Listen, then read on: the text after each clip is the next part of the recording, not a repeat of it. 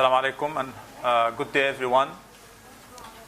Today we move to the 20th century. We'll speak about major issues in the 20th century, major names and major literary texts. We are about to close this course, and I want you always to imagine how the journey of English literature moved from the oral Old English tradition and into Middle English and into drama, Shakespeare, and poetry and novel and the prose, and then the 20th century. This has been a fascinating journey. It's not easy, again, to speak about everything in English literature in just 30 or 40 classes. In the future, hopefully, we'll be studying more literature courses, and you will go in depth into more issues than we discussed here.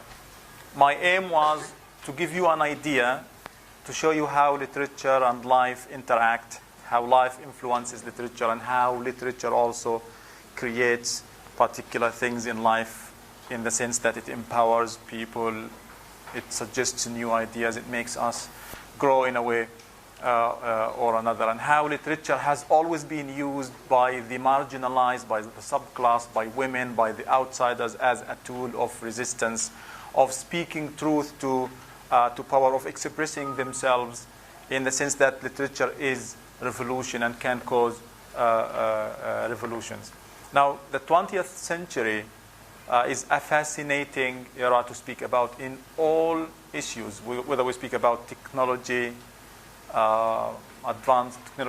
technological advancements, industry, society, philosophy, literature, arts, relationships, how the world has become a really tiny village, especially with the internet in the late 20th century. Now, when we speak about, before we speak about the literature, I want just to mention the major issues here. I can't cover everything again, but we'll have an idea.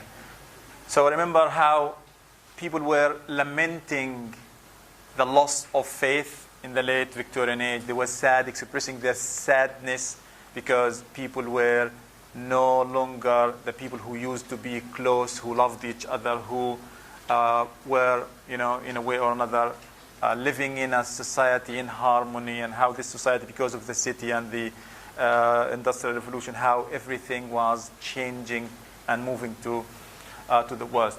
Some people lamented this in literature, especially in the poetry of the late Victorian period, and we've seen the crisis of faith in Matthew Arnold's famous poem Dover Beach.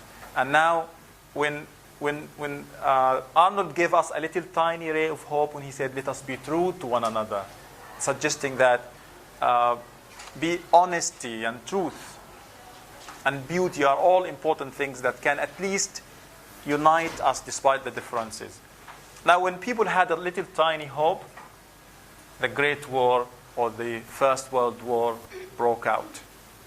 And millions of people were killed. I'm not sure how many, but I think like over 20 million people were killed. And most of them were white European Christians. So there was, I remember in literature, we have always this idea of the Western man being more superior than the native Africans or Asians, being smarter, more civilized. And now all of a sudden, the Europeans among themselves, the Christians, the white people, are massacring each other for more or less trivial things. Could be political issues, but sometimes you go back to the origin of how it all started, and it's a stupid thing. And this was the final blow that people lost hope. So many people lost hope. So the period between the First World War and the Second World War, especially in the 30s, is called the lost generation, when people lost not only hope, but everything. Even the tiny little spark of hope they had of maybe this is the Western civilization. It's going to be the best history has ever known.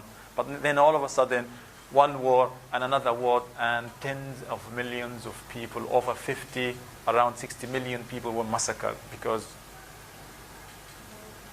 in a way or another, there's no hope. Humanity is doomed to fail. Remember the positivism of George Eliot, that humanity is advancing, progressing, the good is yet to come. This proved that many things were not true. Now, the British Empire started to fall apart, to be torn into pieces because of the liberation movements and the resistance by the colonized around the world. So England was shrinking. The British Empire itself was shrinking until it's now only a little tiny island and some symbolic authority here and there. In the 20th century, we speak about the rise of fascism, the rise of Nazism, like as too brutal, like the worst of what humanity has given, especially in modern history, is fascism and Nazism, when people considered themselves to be better just because of the color of their skin, to be more superior, and to give themselves the right to kill, massacre millions of people just because they believe that we are the chosen people more or less. Fascism or Nazism could have ended with the fall or the defeat of Hitler and Germany, but neo-Nazism and Nazis are still alive and kicking around the world. And fascists are also still alive and kicking around the world. There are still many people who believe that, for example, the white people are the best, the most superior, and this is called white supremacy. So no matter what people do, like sometimes they say, why are people like this? Why is it that this person hates me because of what I believe, what I wear, or what I think, or how I look? Horrible people will always be around, no matter what we do, no matter how good we are. Okay? So when we speak about literature, because this is a literature course, we speak about modernism. And when I spoke about John Donne and the metaphysical poets, and I said these were, in a way or another, modernist poets. When I spoke about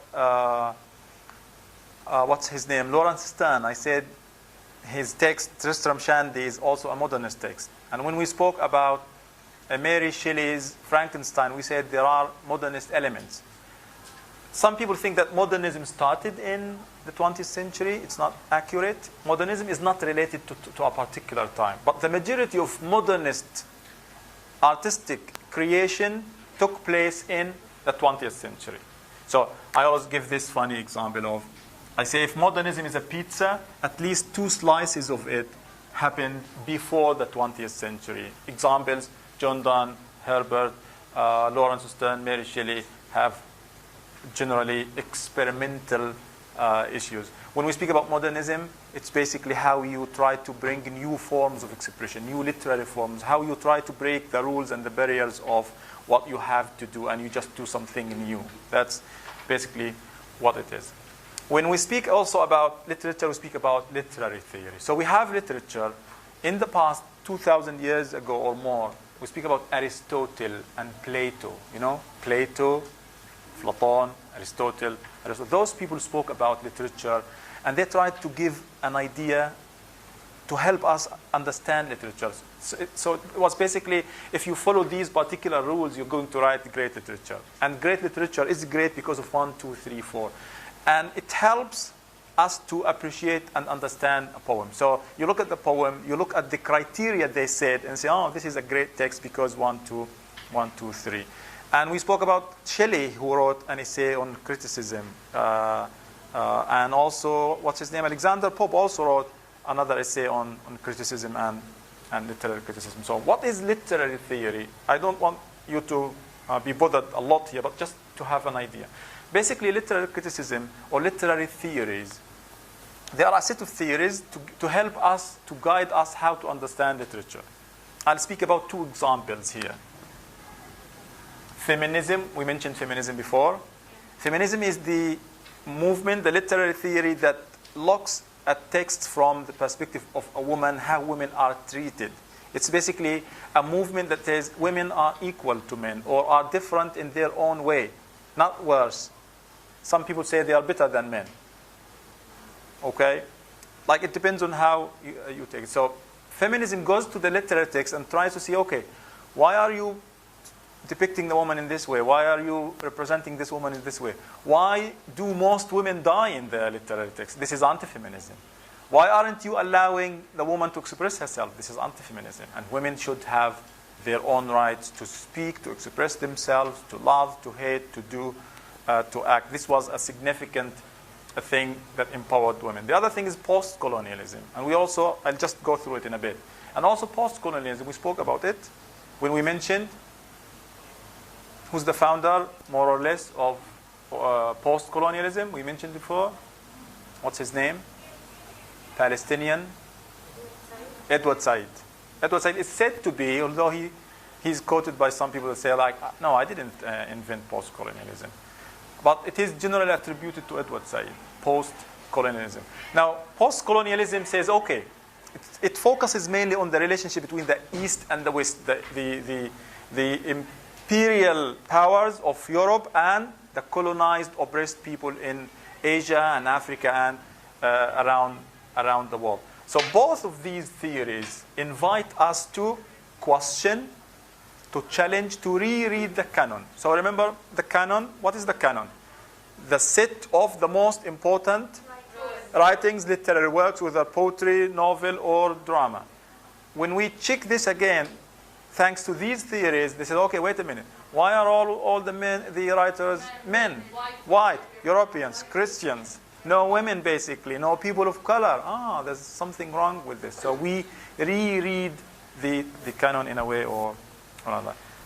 So today I'll speak about Edward Said, Virginia Woolf. Edward Said as post-colonialism figure. Virginia Woolf as a feminist figure, critic.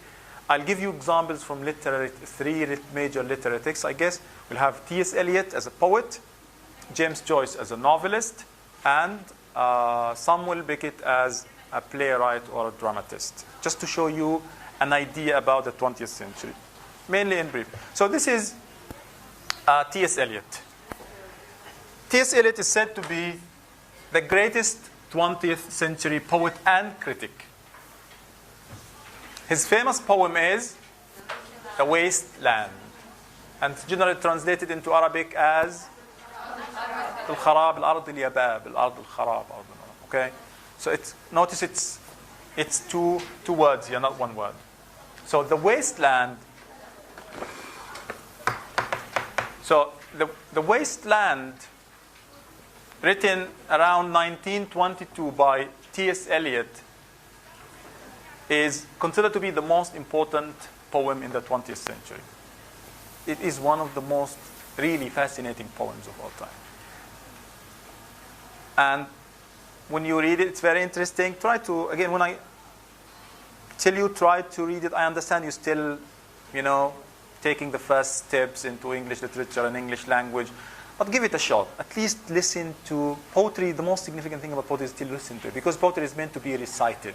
Listen to the recitation on YouTube.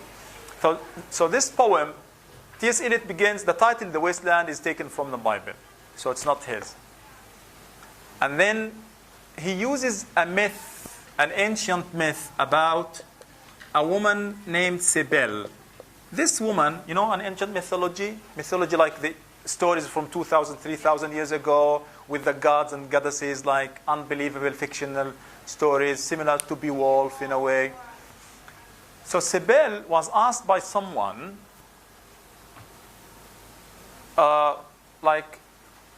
you have one wish. What do you want to wish? And anything you wish, you will be granted. Interesting, right? So what would you ask for? What would you ask for now here? To read people's minds. Whoa, wow. That's spooky. To? Go back in time. Back, not forward. Back in time. What else? What else would you do? If you get a full mark? Come on, that's simplistic. But yeah, depends. What did she ask for? She asked for eternal life. She wanted to live. Very ambitious. Everyone wants to live forever. However, and this is where the famous saying comes from. In English, they say, "Careful what you wish for." So, sir, we want the final exam to be all true or false. And I tell you, careful what you wish for, because it could be tough. Okay? I tell you, it's better for you if you write paragraphs, because you're trained to write and express yourself. But true or false, it's like true or false. Okay? Black and white, right? she forgot. She should have asked for eternal health or eternal youth. Happiness, but means death eventually. So she asked for eternal life, and she was given eternal life. And what happens here is that she grew very old and very tiny. She kept shrinking and shrinking and shrinking to the extent that she became like a tiny little creature, like a little bird. And people put her in a cage. And like after hundreds of years later, the kids would be teasing her and making fun of her. Hey, Sibel, what do you want? So I remember at the beginning she said, I want eternal life. Now she's saying, I want to die. She wants to die, and she can't even die. And this is, for T.S. Eliot, this is something in the 20th century. People wanted to die, but they couldn't even die. Even death was a difficult. So he goes from the Bible to Greek and Latin language. He doesn't write in English this. And then he dedicates this poem to his friend, the famous poet and critic, Ezra Pound. Also, he uses Italian. So, Bible, Latin and Greek, Italian, and there is a subheading for this section of the poem called The Burial of the Dead, and I think it's also taken from the Bible. So what is he writing? There's nothing by T.S. Eliot. And finally, when we read April is the cruellest month, we say, finally, we come to the poem. And if you're smart enough, I think you are, you will remember that. Yeah, thank you. When we discussed Chaucer, Canterbury Tales, he started this by opening the poem praising April. What does April generally symbolize? Life, spring, rebirth, resurrection, new beginning, new world, new experiences, new ambitions, life, beauty, happiness. And this has been the case in English literature. So spring always represents new life, rebirth. But here, what is spring bringing to England, to the West, to Europe? Death and destruction. Millions of people dying in the First World War. So it's like, in my understanding, T.S. Eliot this is called allusion. You know allusion, when you allude to a text outside your own text. Okay? So he's, as if he's going back in history. Remember we said Chaucer is the father of English poetry? So it's like he's going to Chaucer, dragging him by the hand, dragging him by the hand, dragging him by the hand, maybe by the collar, bringing him to the 20th century, and telling us all, it's all been a lie. It's a lie. Don't believe this. We are all going to die. And even when we want to die, we can't. Because April is not a beautiful month. April is the cruelest month. Breeding lilacs out of the dead. Because when, the flowers and the trees and the plants spring, beneath this, millions of dead bodies. And land and mixing memory and desire, stirring dull roots with spring rain. Winter kept us warm, at least like you don't go out in winter, just try to forget. Covering earth in forgetful snow, feeding a little life with dried tubers. Summer surprised us. Now in this text, he uses so many languages. Like after some 10 lines, he uses, for example, Latin, Greek, Italian, German language, French language. He uses Egyptian mythologies. He uses Chinese mythologies, ancient mythologies. Like when people first read this poem, like, what's going on here? We don't understand basically everything. So later on, he published something and he added notes. He says, okay, here I mean this, and here I mean that, and here I mean this and that. But all just we need here for the class is this, like April is the cruelest month, and how literature in the 20th century became more self-aware about itself. There is a lot of metafictional elements here, like always taking you outside of the text. If you look at the structure here, you'll see that it's not like the classical poetry. This is experimental. This is modernist poetry. This is poetry that doesn't follow the rules of decorum. And no surprise, it was T.S. Eliot who praised John Donne and showed how important he is. In a way, he learned something from John Donne, like many other poets of the 20th century. Look at even the rhyme scheme. Breeding, mixing, stirring, grain, right? It's almost the same in a way or another. Does this make it less poetic than any other poetry? This is the greatest poem of the 20th century. But I'm sure Johnson, Samuel Johnson, and Pope and Dryden would be pulling their hair right now. Because for them, you have to follow the rules of decorum in a way or another. So this is basically what we need to know about the wasteland.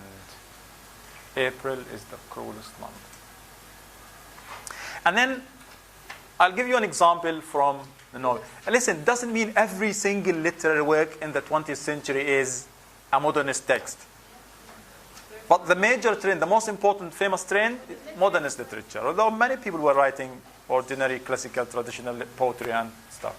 So James Joyce, Ulysses. Remember Ulysses? I mentioned Ulysses, Homer, character from Homer, from the Odyssey. And it was mentioned by other poet, Tennyson, I guess. Anyway. So this text, Ulysses, refers to the ancient mythology about someone named Ulysses. Is it considered an allusion? Yeah, of course. There is usually this allusion and metafictional element. Sometimes even intertextuality if you use texts from the past. So in this novel, James Joyce uses the famous stream of consciousness technique of narrative. Remember Lawrence Stern? Yeah. So he was one of the first people to use this, where you get inside the mind, the thoughts of the character, and you expose them, reveal them as they develop, as they come, how the ideas develop. But here he also mixes between first person and third person narrators. Very experimental poem. The text covers only 18 hours in the life of the author. And the novel, how long is it? Like 3 pages, 30 pages, 10 pages? If you go back home today and write your own diaries, you write everything that happened with you, and even every thought that you thought of or imagined. Great. Maybe you write 100 pages, Yeah. 50 pages, 70 pages, 3 pages, depends on how imaginative you are. But 18 hours, almost 1,000 pages, that's a lot of pages. Why? Because of the stream of consciousness technique. This novel is considered, many people hated this poem, by the way, this novel. What are you doing? Why are you jumping from one? Sometimes you don't know who the narrator is. But in a way, this reflects something about the 20th century, the difficulties, the new experimentations, the new intellectualism, how people wanted to change, to break all sorts of barriers. Someone, not sure here in this class or another class, mentioned Kafka. Go read something about Kafka. Also amazing stuff. For example, in one of his novels, the main character wakes up and finds himself to be a beetle, I guess, or a small insect. Just he goes out to work, to the outside world as a small insect, a small animal. Beautiful stuff. But yeah, you have to have this idea about what modernism and postmodernism is. Okay? For one interesting fact about this novel is that the last 50 pages have no punctuation marks. Nothing. It's like 50 pages, no punctuation marks at all. Why would he do this? Yeah, why? Remember, if there is something, there is a reason. If it's there for a reason. If it's not there for a reason. That's basically literature. Yeah? I think it's because to show that he is a good writer and he has a different type of style than other writers. Okay. But it's not about only being a good writer. But yeah, he's being different. But why would you write a whole page sometimes, or 2 or 3 pages, without punctuation marks? Maybe to reflect a case of chaos and Okay, interesting also. Reflect some chaos, some lawlessness. I'm not following the rules of grammar and punctuation. I'm not doing this. But there's something else. Yes? That's okay. This is his new way of writing. To make the reader thinks that all of what actions happened in this page happened in one maybe situation. Or it's like they say no matter how big the dream is, it's only like seconds. Yeah. So this is just something that crosses your mind. No time for punctuation. Good. But remember, what is the style of narrative, that's narrative style. What is stream of consciousness again? Technique where we get inside the mind and we see the ideas and how they develop, how they go, how they move, how they become, how they come out. When you think, you don't think with punctuation marks, do you? They are not organized. When you hear maybe daydreaming, say, I want this class to finish, exclamation point. I wonder what my mom is cooking for us today, full stop. I hope she's not doing mulukhiyah again, exclamation mark. Please, mom, do something I love, exclamation mark. You don't do this. When we think, we don't pay attention to grammar, right? And so I go, okay, I want, oh, wait a minute. I thought using the past simple, I should be using the present perfect. We don't do this. So this is reflecting the stream of consciousness technique. Okay, unless you want to think using grammar, it's up to you. Another example from the 20th century, this time it's a play. Play. The name of the play is Waiting for Godot, and the T is silent. Waiting for silent T, not Godot, Godot. And it's half of God, right? It's like an extra syllable on God here, playing. But does it mean God? We don't know. Some people say yes, some people say no. Remember Shakespeare? And the plays consisted of basically 5 acts. Each act has scenes, sometimes 2, 3, 4, 5, 7, 9 more. And generally scene, act number 3 has the climax and the top, the peak. And after that, things go down for the resolution. So the complication, the plot moves this way. So this is the plot for a traditional play. Shakespearean play, Greek, ancient drama, basically was like this. But let's see Samuel Beckett. Samuel Beckett, famous playwright, wonderful playwright. In Waiting for Godot, it's basically 2 acts. And basically the 2 acts mirror each other. What happens in the first one basically happens in the second one. The story of the play is that two people were just waiting for someone named Godot. Who's Godot? Nobody knows. Has anybody met him before? Nobody knows. Does he come? He doesn't come. How did they hear them? They just don't. And that's why now it's a famous expression. What are you doing here? You could be waiting for the teacher, or the head of the department, waiting for something, for the electricity. What are you doing? Oh, I'm waiting for Godot. Like I'm waiting for something that is not going to come, generally. Okay? So one of the characters summarizes even the whole, in a way or another, the whole play saying, nothing happens, nobody comes, nobody goes. So the first act or scene, they're just waiting and spending their time chatting about trivial, stupid things. He finds a carrot somewhere, he eats the carrot, he does the shoelace and unties it, and they want to hang themselves. They're just gossiping about the most trivial, unimportant things in life. And then at the end, a boy comes, a messenger says, oh, sorry, Godot is not coming today.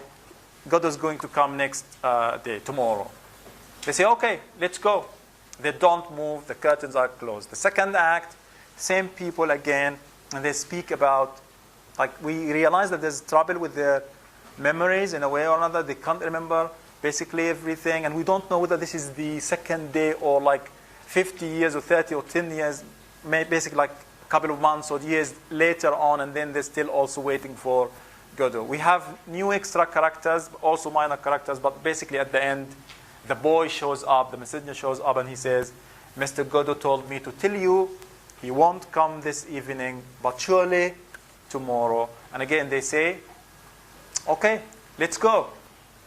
And they don't move, the curtains are closed again. What is the... So un-Shakespearean, right? What is it? What is the theme? Yeah. What is it about? Many people were like, come on, this is absurd, ridiculous. And it was named, this type of theater was named Theater of the Absurd, Masrah al-Abath. Some people consider it. It has no goal. Yeah? absurd, ridiculous, but some people believe that this is the most significant drama after Shakespeare. Because this is a modernist literature. Like how Ulysses is a significant work, like how T.S. Eliot's poem is different and significant. The text could be about nothing, but because, yeah, It symbolizes our our life, we wait. we always wait for something. Look at us Palestinians here. We've been waiting for freedom, independence. We've been waiting for Israel to understand that we need our rights, human rights, basic human rights. We're waiting for the electricity to come. 4 hours a day of electricity is so unfair. We're waiting for the siege to be lifted. We're waiting for the occupation to end. We're waiting for the Rafah crossing to open, to travel, to finish. We spend all our lives waiting. We're waiting for the good things to come, for hope, for a better life. But nothing is improving. So what are we waiting for? We're waiting for Godot. You could write an article like, Palestinians are waiting for Godot. Are Palestinians waiting for Godot? Meaning like we have no hope. So in a way, this is how in the 20th century, if the Victorian age, some people had a tiny little shred of hope, here there's nothing. Godot doesn't even come to tell them, I'm sorry, I don't have time. Maybe tomorrow. He sends a little boy, oh, sorry, he's not coming, maybe surely tomorrow. And he never keeps his promise. So this is about the loss of faith, the loss of hope, the loss of even the sense of direction, the sense of purpose. Why are we here? It's about the very existence of us, of humanity. Didn't have anywhere else to be in. Maybe, yeah. He has other crazy plays, like one of his plays, I guess, as far as I can remember, the main characters, there are 4 characters, all dead, all in the grave, and they're just chatting. Just what? Like, and many other plays. But again, remember this. The fact that this is different from Shakespeare and other playwrights doesn't mean this is bad literature. Many people love this experimental literature.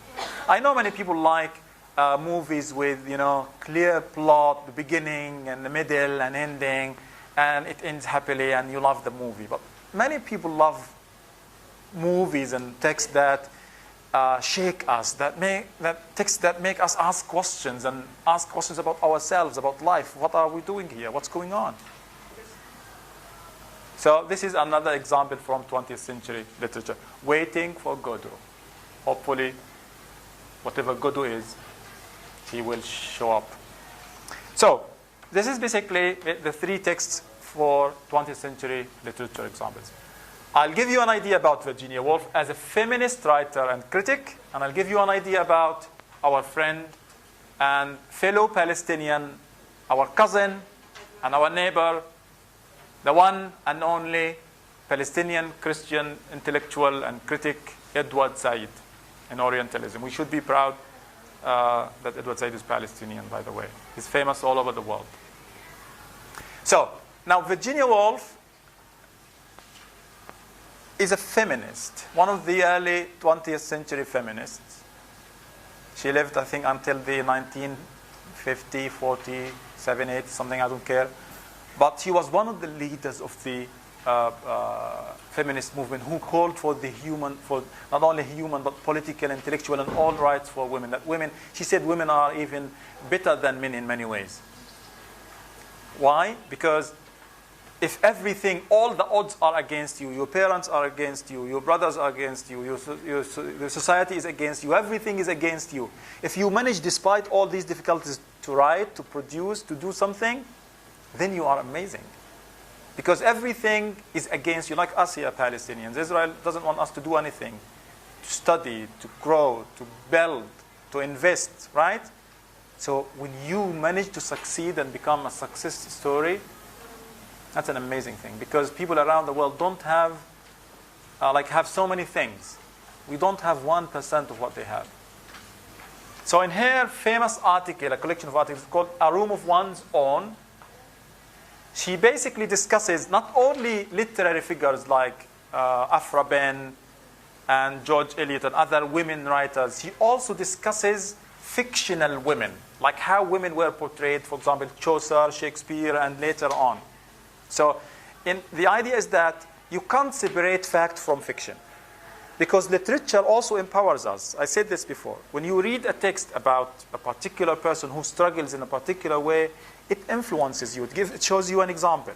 It tells you how to do it in your own way. So basically, she explores both women as writers and characters.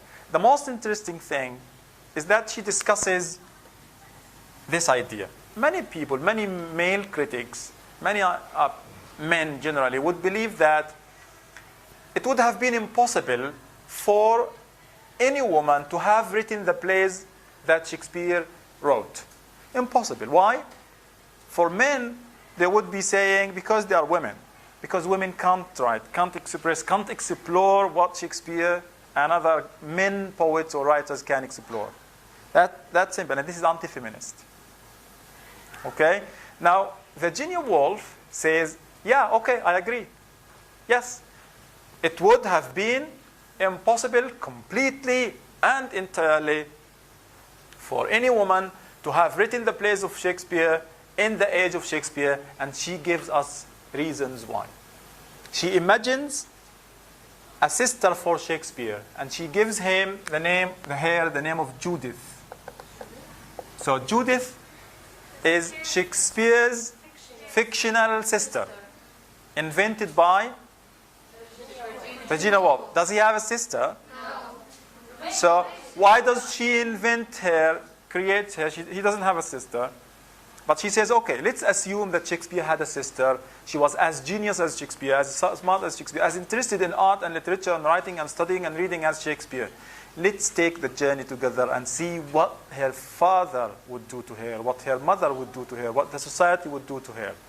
So if she fails, it's not because she didn't even try or wasn't good or isn't as smart as intellectual as. It's because the society was doing her. Someone read here. Okay, raise your voice, please.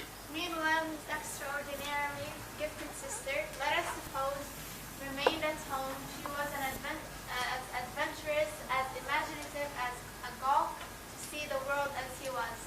But she was not sent to school. Shakespeare goes to school. She doesn't. She had no chance of learning grammar and logic. So he went to grammar school, learned logic. She doesn't. Let alone of reading Horace and Virgil. She Okay, but Shakespeare, you know how boys are generally careless and they toss their books around here. So she finds a book by Shakespeare, leaving it alone to the dust and to study the night before the exam. So she's like, oh, maybe I can. I don't have to go to school. I can learn by myself. And then the mother is like, go make sandwiches, go clean the dishes or something. She picked up a book now and then, one of her brothers perhaps, and read a few pages. But then her parents came in and told her to mend the stockings or mind the stew and not moon about with the books. You don't say anything. Don't mention books. This is not for you. Women are supposed to help around at the house, to get married, have kids, spend their time at home, taking care of the husband and the kids and making food. And that's it. This is the mentality. So, again, more extracts here. So she, here referring to Judith, the fictional character, fictional sister of Shakespeare, invented by Virginia Woolf. So even if she, and then later on, what happens? She is forced, Shakespeare, because he's the boy, he gets married, but he leaves and goes to London to pursue his dreams. She's forced into a marriage that she doesn't like. And she's beaten. And then her father begs her, tells her, if you don't get married to this man I picked for you, you're going to hurt me because I already said yes to the family or to the father or to the person himself. So this is what would happen. So if she runs away, she imagines that, okay, she runs away, she leaves the country. She would stand, for example, at the door of the stage, telling people, I can perform, I am an actress, I have a talent, I can act. Again, the men would be laughing at her and would be like, oh, women acting, no woman, he said, could possibly be an actress. It's impossible. We've never seen a woman, not because women didn't want to, but because they weren't allowed. And again, at the end of the day, she would find herself raped, maybe tricked, pregnant with a baby, with a child, and then dies somewhere in London. And this is how it ends for a woman. So basically she says, yeah, okay, women can't write like Shakespeare. But not because... And you know what she says? Very simple. She says, that's the title of the article, A Room of One's Own. She says, a woman has to have financial independence. If you have your own house or your own room, you can be independent, you can express yourself, you can write. But as long as you're living in a house that nobody respects you or your privacy, you will not be able to. In the other class, I told the students, at least if you have so many family members here in Gaza, like houses would be having 10 and 12 brothers and sisters. At least have your own drawer where you keep your own talent, your own productions, if you write poetry, if you draw. And it's very easy because of social media. Now you can have your own account. You can use a pen name. A pseudonym. You can have your own Facebook page under a pen name where you can write, whether in English or in Arabic. Now, remember, she praises John Donne and she also praises Afra Ben, considers her to be one of the leaders, one of the pioneers. She started this. She showed the women how to speak their minds. That's why all women altogether ought to let flowers fall upon the grave of Afra Ben. She started this in a way or another. Finally, Edward Said and Orientalism. This is his book. Orientalism. It's, Orientalism? How does translate into Arabic, Orientalism? The Orient is the East. Sharq. Orientalism, al-istishraq. Generally, what Western people, the studies they involved in order to understand the East. It's called Orientalism, al-istishraq. So he again exposes how the West controls the East, abuses, exploits the East, and how the West always misinterprets the East. How generally, especially Europe, for example, looks down upon the natives, occupies them, controls them, abuses them, steals their raw materials, their resources, and then they leave us with nothing. And they, the divide and rule principle, divide and rule. So even when England, the British Empire withdraws, we are fighting among ourselves because of the division it created. So according to the Said, Orientalism is part of imperialism and colonialism. He says, English and Western literature, in a way, helped prepare the minds of the Western people to invade the world, colonize the world, and occupy the world. We've seen this in Shakespeare. We've seen this in Robinson Crusoe, for example. He says this famous quote from Edward Said, the beginning of Orientalism. The Orient, the East, us, has helped define Europe or the West. That's good, right? But not in its good sense here, as its contrasting image. So if the West is superior, the East is inferior. Civilized, uncivilized. Developed, backward. Scientific, sentimental and emotional. Scientific, intellectual, superstitious. So the East has always been looked at as the contrasting image. We are always the negative opposite, the other side of the coin. So what does Edward Said say? Edward Said brings the text and he tries to examine the relationship between the East and the West. Like we said this in the Tempest, remember? In Othello. In Othello, for example, Edward Said would say that basically there's a lot of racism here. Basically because the European white Christian people there are racist. They consider themselves to be more superior to Othello, not because they are smarter or better or more powerful, but because he's black, because he's originally an African and Muslim and Arab. And that's racism. So he tries to understand this unique relationship. Friday and Robinson Crusoe, the relationship. Why is Friday always there to be cured, to be civilized, misrepresented to us? Because of his origin and his color. He will never, no matter what happens, be considered to be a smart person compared to the European. So this is an example from the book Kipling, Kim. In the book, the last example, just 1 minute, I want you all to go to page 154. This is an example of how Edward Said would be, for example, studying this text. Kipling is an English novelist, Victorian novelist, and 20th century novelist. He wrote this text. The text is called Kim. It's a novel. According to Edward Said, Kim is an imperialist novel, a colonialist novel. When I say, remember when I said an allegory of imperialism? In a way, basically, it shows the West that they are better, superior, more civilized. And the East is the very contrasting image. So this is Orientalism. This is Edward Said's theory of post-colonialism, to study the colonial interaction between the colonized and the colonizers. Now, in this book, sadly, I love this book. I said this many times. But this is an example of the worst whitewashing I have read in my life.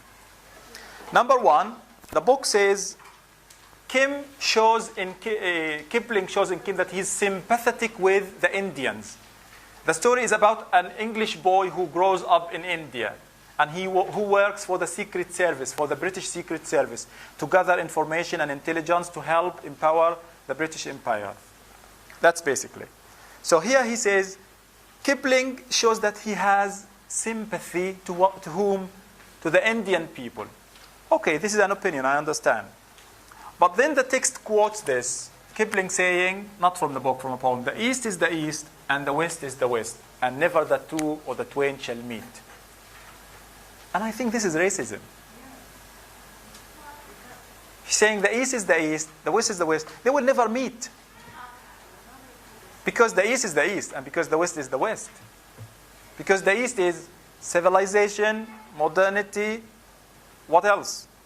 Superior, smart, intellectual, scientific, all the technological and industrial advancement. And the East is what? Backward, uncivilized, savages in a way or another. So the book comments here, and this is infuriating. I'm sure Edward Said is pulling his hair right now. I'm sure he's spinning and fretting in his grave because of this explanation. So the book says, the British Empire had tried to make them meet, to make them East and West, and become part of one whole. But in the new century, a new process started and things began to fall to pieces. What? Are you describing hundreds of years of slavery, of colonialism, of occupation, of massacres, of ethnic cleansing, of pogroms? You're describing this as England trying to make the East and the West meet? This is horrible. I'm sure, again, Edward Said is pulling his hair. They use This is whitewashing. This is in the book. Yeah, it says here in the book that the British Empire tried to bring India and Africa and Europe together. This is not true. The British Empire is about occupation and imperialism. It's about control. It's about supremacy. And it describes here the new process. This is the movements of liberation and independence. This is fighting back. This is the natives trying to end the oppression. But it's described as something like a process. And began to fall. What began to fall into pieces? Oppression, imperialism, colonialism, injustice.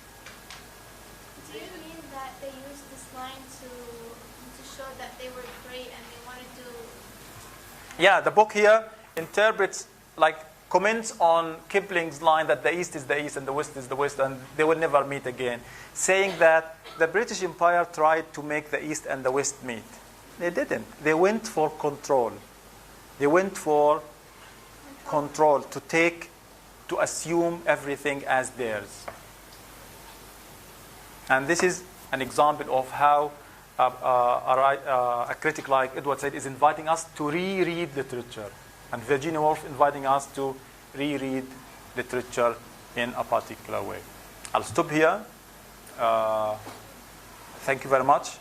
We have one more class, and then we will do a review class on Wednesday. Okay? Thank you very much.